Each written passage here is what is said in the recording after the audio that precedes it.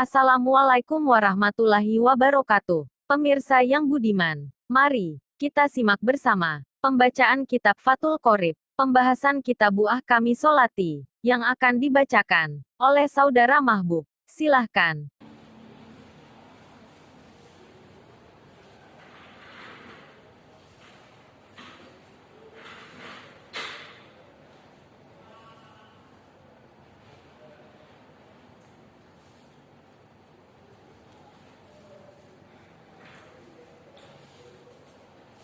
Assalamualaikum warahmatullahi wabarakatuh.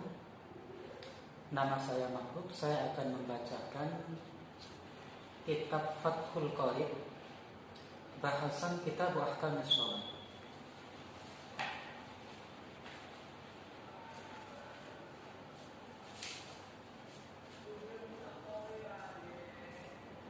Bismillahirrahmanirrahim. Qala al-musannifu rahimahullahu ta'ala wa nafa'ana bihi wa bi'ulumihi fid dharaini amin ya rabbal alamin.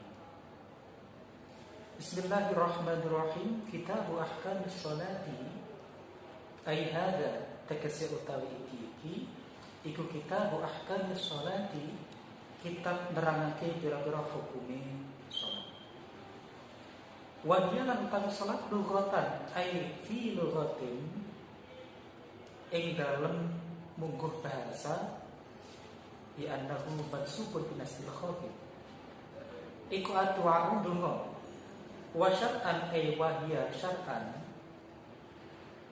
tegesilat utawi salat ing dalem mungguh syarat, di annal adfa di mangsilah dikrol al-amri wa di annal lafdhu syar'an mansubun binasil khafid. Kama kala kaya oleh ngendika sapa Ar-Rafi'i, Imam Ar-Rafi'i, iku aqwalun pira-pira ucapan wa af'alun lan pira-pira penggawean muftatahatun kang den kawiti bitakbiri kelawan takbir, muhtatamatun tur kang den pungkas ditaslimi kelawan ulul salam, bisyara ita kelawan pira-pira syarat makhsusatin kang den tertentuake. As-sholatu utawi sholat al-mafrudatu kang den fardhuake. Wa fi ba'din nusakh lan iku tetep ing dalem sebagian pira-pira salinan.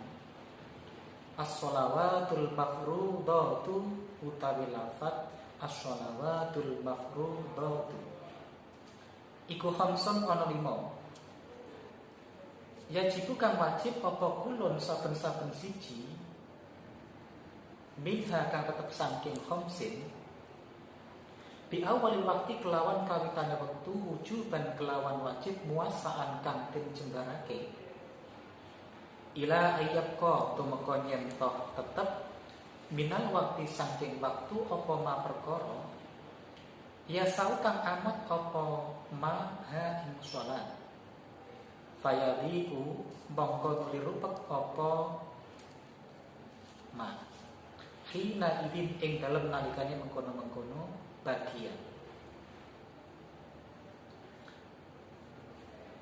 Kitab menjelaskan tentang hukum-hukum yang berkaitan dengan sholat. Sholat secara bahasa maknanya adalah ad-du'a atau berdoa.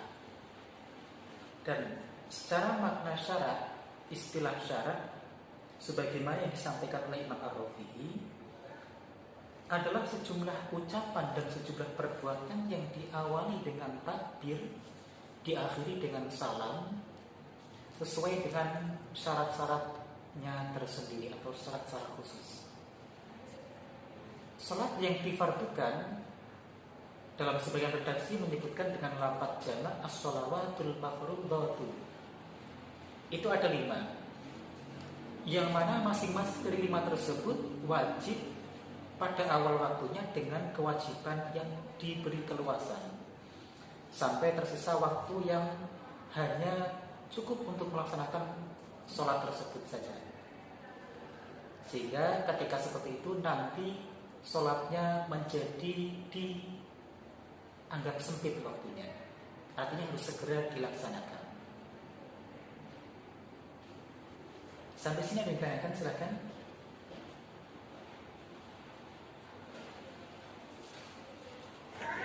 Assalamualaikum warahmatullahi wabarakatuh.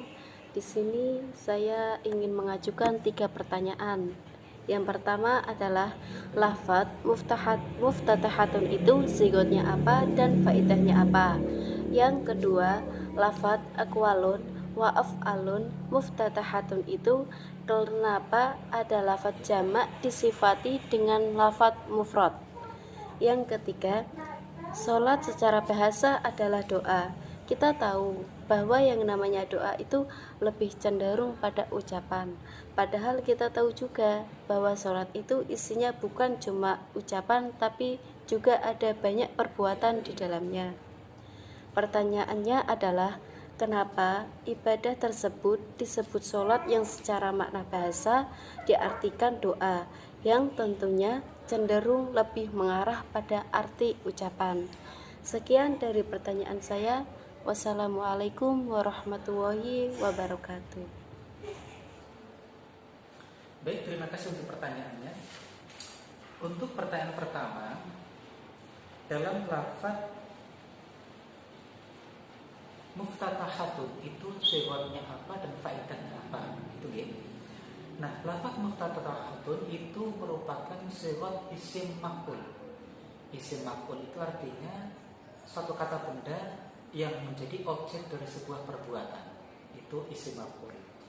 Dari wazan mufta'alatun, bentuk mu'annas dari mufta'alun. Ini berarti fi'il madinya iftataha yaftatihu, mengikuti wazan ifta'ala yafta'ilu yang berfaedah litakalluf. Takalluf itu adalah tahsilul matlub syai'an ba'da syai'in, mencapai sesuatu yang diinginkan secara bertahap nanti. Kemudian pertanyaan yang kedua, dalam aqwalun wa af'alun muhtatamatun itu kenapa ada lafadz jamak disifati dengan lafadz mufrad? Ya, kita tahu ya, ketentuan dalam na'at dalam sifat itu antara sifat dan mausuf harus serasi. Ketika sifatnya mufrad, maka mausufnya mufrad juga. Ketika mausufnya itu tidak mufrad, maka sifatnya juga tidak mufrad seharusnya. Nah, ini sebagaimana diturunkan dalam kitab Khosyatus Soban Syarah Alfiyah itu, bahwasanya kullu jam'in mu'anatsun, setiap jamak itu dihukumi sebagai mu'annas tunggal kecuali jamak mudzakkar salim. Maka karena ini merupakan jamak dan bukan jamak mudzakkar salim, lafadz aqwalun dan af'alun ini kan jamak taksir, maka ini dihukumi sebagai mu'annas tunggal, maka disifati dengan lafadz mu'annas yang tunggal atau yang mufrad. Pertanyaan yang ketiga, masih dalam halaman yang samanya. Pertanyaan ketiga, lafadz ad-du'a. Salat secara bahasa diartikan sebagai ad-du'a, berdoa. Berdoa itu cenderung pada ucapan, padahal yang namanya salat itu isinya bukan cuma ucapan. Gitu ya. Nah, begini. Salat itu memang isinya bukan cuma ucapan, tapi ada perbuatan, baik perbuatan anggota tubuh yang dohir ataupun yang batin, yang ini perbuatan hati yang dikehendaki. Ini sesuai dengan makna ad-du'a. Ad-du'a dalam fikih diartikan sebagai tolakun minal adna ilal a'la, yakni tuntutan atau permohonan yang datangnya dari pihak yang rendah kepada pihak yang tinggi. Dengan kata lain, ad-du'a tersebut maknanya bukan berarti berdoa mengucapkan lafaz-lafaz tertentu yang mewakili keinginan hati kita, tapi yang dikenal adalah sebuah upaya mengekspresikan diri sebagai seorang hamba. Itu ad-du'a yang dikehendaki. Artinya pengekspresian diri seorang hamba, doa itu. Nah, yang namanya orang mengekspresikan diri itu nggak harus berupa ucapan, bisa ucapan plus perbuatan, bisa perbuatan saja, bisa dalam hati saja. Jadi menyeluruh ya maknanya ya. Meskipun khalayak umum menganggap bahwasanya doa itu cenderung mengarah pada ucapan, tapi makna yang sebenarnya dikehendaki ini bukan cuma ucapan saja dari doa. Nah, itu jawaban untuk ketiga pertanyaannya. Demikian dari saya, semoga bisa dipahami, semoga bermanfaat, dan terima kasih.